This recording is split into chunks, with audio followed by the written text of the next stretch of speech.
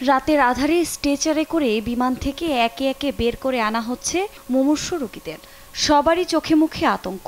গাজার চিকিৎসা ব্যবস্থা ভেঙে পড়ায় আহত ফিলিস্তিনিদের একটি দলকে চিকিৎসার জন্য বুধবার বিমানযোগে ইরাকে নেওয়া হয়। সেখানে গাজায় ঘটে যাওয়া ভয়ঙ্কর সব ঘটনার বর্ণনা দেন তারা। ইসরায়েলি লাগাতার হামলায় আমাদের হাসপাতালগুলো অস্তিত্বহীন হয়ে পড়েছে। বিদ্যুৎ নেই, পানি নেই। পরিস্থিতি এতটাই ভয়াবহ যে আহত রোগীদের চিকিৎসার জন্য সেখানে কোনো সরঞ্জামও নেই। এত কিছুর পরও গাজায় থামেনি ইসরায়েলি আগ্রাসনের মাত্রা। উল্টো বুধবারও মধ্যাঞ্চলের নুসাইরাত শরণার্থী শিবির ও গাজা সিটিতে বিমান হামলায় প্রাণ হারিয়েছেন বহু ফিলিস্তিনি। তবে রাফা ও জাবালিয়ার পরিস্থিতি ভয়াবহ বলে জানিয়েছে বিভিন্ন আন্তর্জাতিক গণমাধ্যম। ভয়াবহ হামলায় শুধু রাফা থেকেই ৮ লাখ মানুষ বাস্তুচ্যুত হয়েছে। অনিশ্চিত জীবনে খাদ্য সংকটের পাশাপাশি মানবেতর জীবনযাপন করছেন তারা।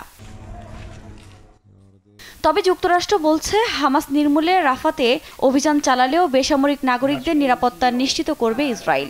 বুধবার ব্রিফিংয়ে কথা বলেন হোয়াইট হাউসের জাতীয় নিরাপত্তা উপদেষ্টা জ্যাক সুলিভান। একই সঙ্গে বাইডেন প্রশাসন দ্বিরাষ্ট্র সমাধানের সমর্থন করে বলেও জানান তিনি।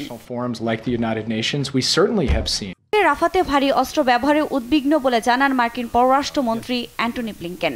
একই সঙ্গে বেসামরিকদের নিরাপত্তা নিশ্চিত করতে ইসরায়েলের সঙ্গে আলোচনা চলছে বলেও জানান তিনি। রাফা শহরে বহু সাধারণ মানুষের বসবাস।